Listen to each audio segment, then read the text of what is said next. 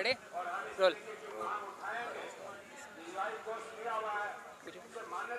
Sir क्या कहेंगे, 56वां दिन आज है, कोई सरकार से बातचीत हुई? मैं धर्म सिंह शौरान, प्रवक्ता NXCC नेशनल एक्सक्यूजमेंट कोऑर्डिनेशन कमेटी का प्रवक्ता हूं, जो भारत सरकार से रिकॉग्नाइज है। आज 56वां दिन है। आपने बोलता सरकार से कोई बात हुई, हमारी जहाँ तक मेरी नॉलेज में किसी से सरकार से कोई बात नहीं हुई है। क्या देखते हैं ये देरी की वजह क्या है? देखो, 3 तारीख को पूरे देश भर के जिलों में ज्ञापन दिया गया था, सरकार के नोटिस में तो होगी ना बात? नहीं, कोई ये कहे सरकार के नोटिस में नहीं है, ये बात तो हजम होने वाली बात नहीं है। हिंदुस्तान में आज़ादी के बाद 1947 1947 के बाद जो 3 अप्रैल का जो आंदोलन था हमारा, वो एक अभूतपूर्व आंदोलन था भारत के इतिहास में। 772 जिलों के अंदर हर जिले में 2000, 2500, 5000 तक पूर्व सैनिक अनुशासित डिसिप्लिन में जाकर, और IAS लॉबी जो कलेक्टर होता है उसको मेमोरेंडम दिया राष्ट्रपति के नाम के।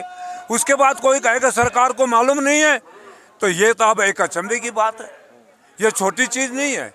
ऐसा आंदोलन नहीं हुआ कि 772 जिलों में हर कलेक्टर को 2000, 2500, 3000 फौजियों ने अनुशासित, लाइन बंद, बदतमीजी नहीं, गाली गलौज नहीं, लूटपाट नहीं, शांतिपूर्वक डिसिप्लिन से जाकर भारत सरकार को मेमोरेंडम दिया है। उसके प्रकार किसी भी भारत का चौथा स्तंभ होता है media, print media, electronic media में एक खबर नहीं आना, ये अचंभे की बात है। अब आप कहते हैं सरकार को मालूम है कि नहीं है। सरकार का अपना गुप्तचर संस्था होता है, सरकार के पास अपनी IB है, अपना राह है, अन्य गुप्तचर संस्थाएं हैं, एक एक चीज़ की रिपोर्ट देती है। तो सरकार के पास रिपोर्ट तो 100% पहुँच चुकी है, 100% पहुँच चुकी है। लेकिन हमने कुछ सैनिकों से बात की थी, वो बताते हैं कि हम जब भी सरकार के किसी रिप्रेजेंटेटिव से मिलते हैं वो यही बात बोलते हैं कि आपकी बात हमारे तक आई नहीं आज तक। अच्छा, ये आपको अचंभे की बात है। मैं NXCC के प्रवक्ता हूँ। मेरी रक्षा मंत्री पानीकर साहब से 5-6 मीटिंग हुई है, सीतारमण जी से 3-4 मीटिंग, हाँ जी, सीतारमण जी से हुई है, राजनाथ सिंह से हुई है।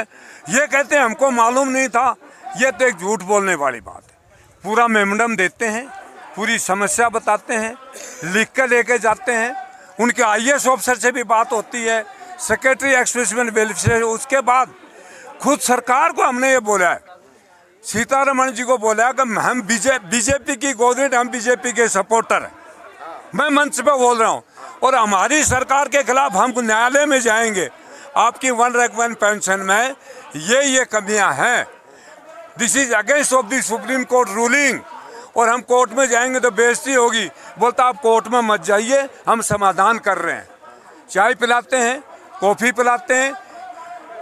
हमें इसको रक्षा मंत्री के जिसने कोश्यारी जी ने रिपोर्ट दी थी, इसको साथ लेकर हम 55 मिनट बात करके आए, एक एक सब्जेक्ट पे। हाँ बढ़ते हैं, लेकिन हुआ कुछ नहीं।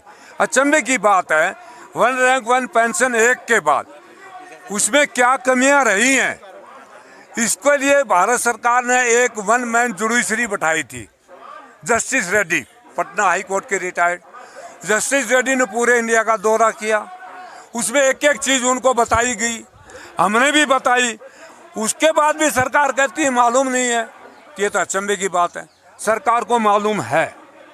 तो आपके मुताबिक जो मंत्री हैं वो झूठ बोल रहे हैं?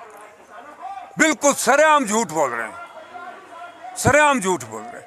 मैं ये भी नहीं कहता, मैं तो मंत्रियों को ये कहता हूँ कि ये उनको वो कोई रिपोर्ट लगता है तो कोई बड़ा ऑफिसर बोल दिया होगा 5-10 फौजी बैठे हैं, 150 बैठे हैं, ऐसे ही ड्रामा है। ये उस अधिकारियों पर भरोसा करते हैं, वास्तविक स्थिति का जायजा नहीं लेते। सच्चा जो प्रजातंत्र में सही जो मंत्रिमंडल होता है, अपने गुप्तचर संस्था से प्रॉपर जांच करवानी चाहिए। वो प्रॉपर जांच नहीं करवा रहे हैं। हमने बोला है, हमें आज इतना दिन धरने पे देखे हुए, सरकार बैठे, सामने मंत्री बैठे, सेक्रेटरी एक्सक्यूजमेंट वेलफेयर को बैठाए, joint secretary ministry of finance का जो एक्सपेंडिचर को बैठाए, तीनों जनरलों को बैठाए। हम गवर्नमेंट के लेटरों से ये साबित कर देंगे कि हमारे साथ अन्याय हुआ है। अन्याय नहीं हुआ। 1 रैंक 1 पेंशन की आवाज़ किन के लिए उठी थी, आप बता सकते हो? कम उम्र में रिटायर होते हैं, कम उम्र में रिटायर कौन होता है? सिपाही। नहीं जी, सिपाही से पहले भी होता है मेडिकल बोर्ड वाला। 2 साल नौकरी के बाद, फौज के कारण 3 साल नौकरी के बाद, 5 साल नौकरी के बाद, 7 साल नौकरी के बाद मेडिकल बोर्ड से आउट होता है। सबसे पहले कम उम्र का वो है। उसके बाद रिजर्विस्ट है, उसके बाद फौजी की विधवाएं, फिर सिपाही है, फिर नायक है, फिर हौलदार। यह आवाज उनके लिए उठी थी, यह आवाज उनके लिए उठी थी। आपको बहुत अचंभा होगा कि 1 रैंक 1 पेंशन में जो टोटल अमाउंट था उसका 57%, 3% आदमी अधिकारियों को दिया है। उस राशि का 43% 97% को दिया है। उसमें रिजर्व्स की पेंशन घटा दी, विधवा की पेंशन घटा दी। जो कम उम्र में रिटायर हुए जिनकी पेंशन बढ़ानी चाहिए थी उसकी 1 रैंक 1 पेंशन में घटा दी। रिजर्व्स की पेंशन, विधवा की पेंशन, मेडिकल वालों की पेंशन एक 17 साल के सिपाही के बराबर आज तक होती आई है। 3rd पे कमीशन, 4th पे कमीशन, 5th पे कमीशन, 6th पे कमीशन में एक सिपाही की पेंशन होगी, वो विधवा की होगी, वो रिजर्विस्ट की होगी, मेडिकल बोर्ड वाले की होगी। सिपाही की पेंशन 1 रैंक 1 पेंशन में 17,000 से ऊपर है, विधवा की 17,000 से ऊपर होनी चाहिए, उसकी 9,000 रुपया कर दी। रिजर्विस्ट की 9,000 रुपया कर दी। रिजर्विस्ट 8 साल नौकरी करता है, उसके बाद 15 साल तक हर साल 2 महीने जाता है। 14 साल तक गया, 15वीं साल नहीं गया तो पेंशन नहीं होती है। और उसके बाद मेडिकल बोर्ड वाले गए, विधवा की पेंशन घटा दी। जिनके लिए आवाज उठी थी, जिसको मिलनी चाहिए थी, उनकी तो पेंशन घटा दी। उसके बाद जिन्होंने 55 से और 60 साल के बीच में उम्र में नौकरी करी है, जिनकी सर्विस 33 साल और 40 साल के बीच में है, कोषारी कमेटी में उनको पेंशन का अधिकार ही नहीं है। पेंशन उनको मिली, lieutenant colonel, colonel, brigadier, major general और जनरल। पेंशन उनको मिली जिनको नहीं मिलनी चाहिए, जिनको मिलनी चाहिए थी, जिसके लिए आवाज उठाई, जिसके कंधे पर बंदूक चलाई, उसको 1 रैंक 1 पेंशन में ही मार दिया। बच्ची कुची कसर 1 रैंक 1 2 पेंशन में जो बजट आया टोटल 2800 करोड़ रुपए का बजट बताते हैं। 90% 3% अधिकारियों को, 10% 97% को मिला है। तो ये अप्लाई है। अरे जिसके लिए बात बताइए, हाँ 1 रैंक 1 पेंशन भी तो इसी सरकार ने दिया ना। हाँ, बिल्कुल ठीक है, सरकार ने दिया। सबसे पहले सरकार हाँ, क्या देती थी? हमें क्या दिया? सैनिकों के लिए इतना कुछ कर रहे हैं मोदी। नहीं, आपको गलतफहमी है। 18 दिसंबर 1972 को पार्लियामेंट में, लोकसभा में इंदिरा गांधी जी की स्पीच देखिए। उसके बाद एक VIP लेटर है 1972 का, जो 1947 से लेकर और जो भी लड़ाई मरेगा, शहीद होगा, उसकी विधवा को लास्ट पेड रहा, including ration money, good money, rank पे फॉर लाइफ मिलेगा। यह आदेश उस टाइम का है, उस टाइम का है। उस आदेश को इसमें कम कर दिया गया है। एक सिपाही जो लड़ाई में शहीद हो जाता, पेंशन 3-4 होती है। एक पेंशन होती है ऑर्डिनरी फैमिली पेंशन, आप समझ लो, वो होती है नॉर्मल सिपाही की, जैसे उसकी विधवा की नॉर्मल डेथ के बाद उसकी 30%, जो पहले एक सिपाही के बराबर होती थी, वो होती, इस कहाँ बोलते दिया है, उसकी 17,000 तो पहले होती थी, 17,000 मिलनी चाहिए थी सिपाही की, उसकी 9,000 कर दी है। 9,000 तो कम से कम पेंशन है ही, कहाँ बढ़ाई? रिजर्विस्ट की पेंशन एक 17,000 वाले सिपाही के बराबर होनी चाहिए थी, उसकी 9,000 कर दी, वो कहाँ बढ़ाई? मैं मेडिकल बोर्ड वाला हूँ, पहले मेरे को एक सिपाही के बराबर पेंशन मिलती थी, मेरी पेंशन भी घटा दी और डिस्पेरिटी एलिमेंट भी घटा दिया। आप कहते हैं 1 रैंक 1 में बढ़ाई है, किसको बढ़ाई है? मैंने अभी बताया ना, 57% राशि उनको बढ़ाई है जिनका हक नहीं था। सर एक बात बताइए, आपको सब जानकारी थी और जब ये चीजें हो रही थी तब लोग आपकी नहीं जागे थे? कौन बोलता नहीं गए? इन्होंने 96 में एक ऑर्डर निकाला था, तो एक 96 के बाद जो भर्ती हुआ है उसको 50 और 75 100% मेडिकल मिलेगा।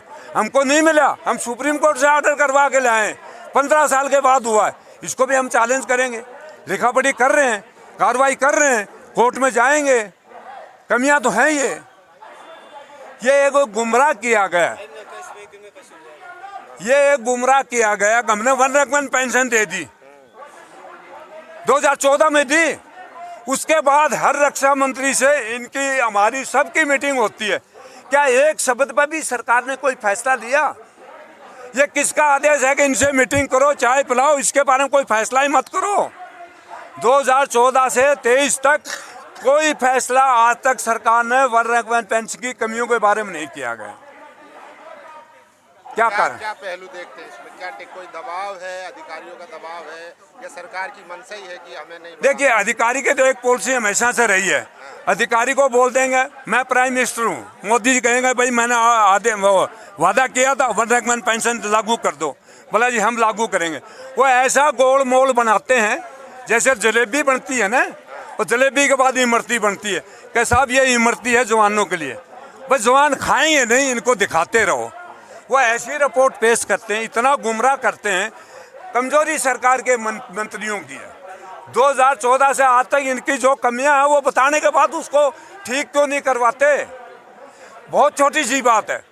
रक्षा मंत्री जी अपने secretary expected welfare IAS, joint secretary, director of pension और joint secretary ministry of finance का एक्सपेंडिचर को आमने सामने बैठाओ।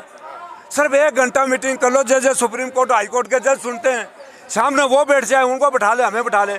हम आज तक के गवर्नमेंट के नोटिफिकेशन ये साबित कर देंगे, वन रैंक वन पेंशन में डकैती डाली गई है।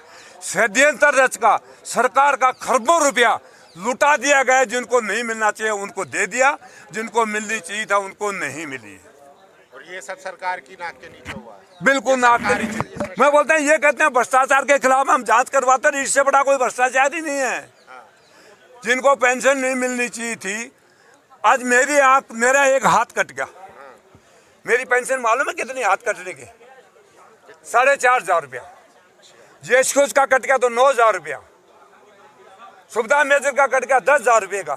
और कर्नल का यही हाथ कट 1.5 लाख रुपये का, 2 लाख रुपये का, 2.5 लाख रुपये का। अरे रैंक के हिसाब से वेतन ठीक है, पे स्केल ठीक है। अंग भंग तो भगवान ने एक बनाया है।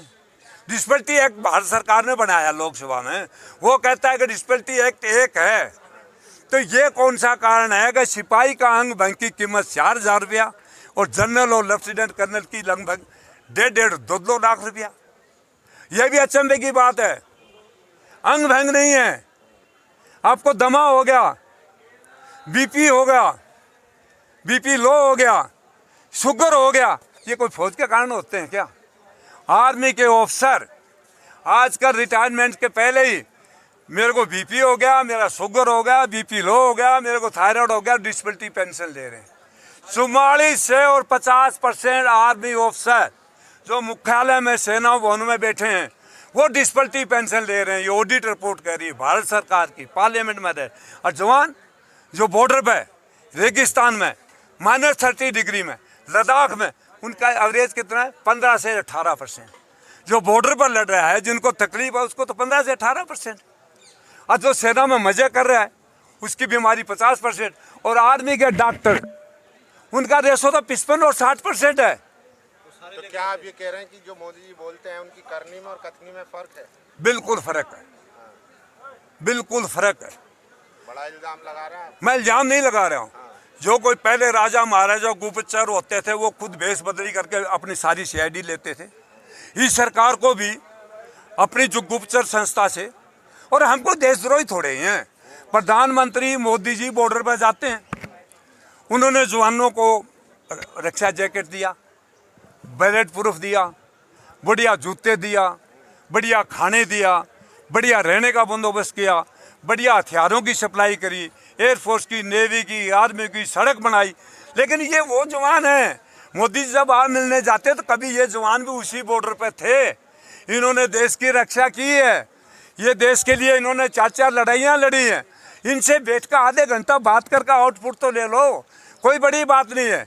अधिकारियों को बैठा लो, हमें 7 आदमियों को 10 आदमियों को बैठा लो, सामने बैठ जाओ, 1 घंटे में दूध का दूध और पानी का पानी हो जाएगा। बिल्कुल घपला हुआ है, पेंशन के नाम से घपला हुआ है। आखिरी सवाल, क्या सोल्यूशन देखते हैं? 56 दिन हो चुके हैं, सरकार मूड में नहीं है, आप क्या करेंगे आगे? सरकार तो हिमाचल प्रदेश में ही बोलता था हम पुरानी पेंशन लागू नहीं करेंगे, बाद में उसको रिजल्ट मालूम पड़ गया, उसका मालूम पड़ गया। अब ये आपका मई में चुनाव है, सरकार को उस दिन आँख खोलेंगी जिस दिन वो हमारे राजस्थानी में कहावत है, चिड़िया चुग गई खेत। जब बाजरा तैयार होता है चिड़िया चुग जाती है, वो सीटें खाली रह जाते हैं, तो उसको जब अकल आएगी सरकार को। मैं मोदी जी का सपोर्टर हूँ, मैं नहीं चाहता कि मोदी जी के वो बिला, आजकल मोदी के बराबर में देश के लिए कोई बढ़िया कैंडिडेट नहीं है। PM देश के लिए बढ़िया नहीं है। हर आदमी में गुण और अवगुण है। मोदी जी को देश की सेना को बढ़ाने में, वायुसेना, नेवी में, स्ट्रक्चर में, हथियारों में, अम्युनिशन में, राशन सुधार में, तो हम उसको 100 में 70 नंबर देते हैं। जब मोदी लेकिन इतना बढ़िया कर रहे हैं तो आप भी थोड़ा बहुत बलिदान दीजिए ना। कौन है यदि ये जी इतना कुछ कर रहे हैं, आप उनके विरोध में उतर गए। बलिदान नहीं, आपकी बात सहमत हूँ।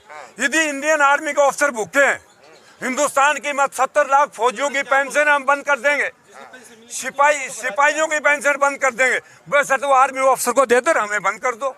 मेरा सवाल नहीं समझे, जिनको जिन अधिकारियों से कोई दिक्कत नहीं है, आप दो, अब और दो। दुनिया कहती क्यों देती, मैं नहीं कहता क्यों देती। मेरा कहने का मतलब है, जिनकी उम्र, जिनने 35 साल और 40 साल नौकरी करी है, 55 और 60 साल की साल में नौकरी करी है, यदि उसकी 4 लाख रुपया पेंशन है तो आर्मी की जवान की 2 लाख रुपया तो होनी चाहिए। कुछ तो अनुपात करो।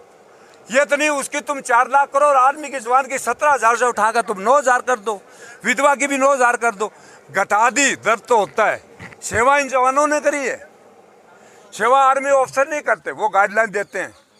आपको एक छोटा सा एग्जाम्पल दे दूं, अब 15 अगस्त का अखबार उठा के देख लीजिए,